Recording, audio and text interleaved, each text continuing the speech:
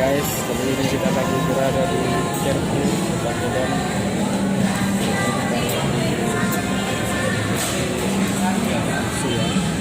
Kita ngetes ketajaman kualitas video daripada Vivo V15. Ini adalah bentuk video kamera dekat.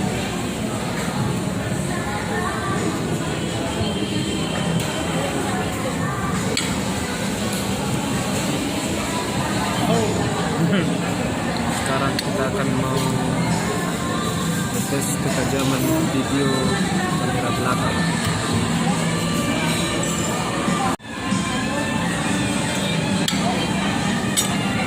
Oke guys, ini merupakan hasil kualitas video Vivo V15 kamera belakang.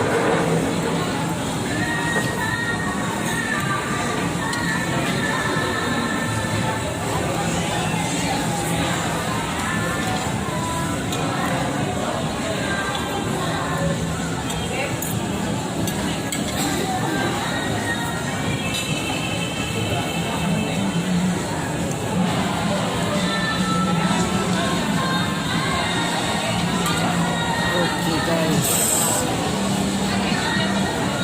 videonya cukup lumayan bagus.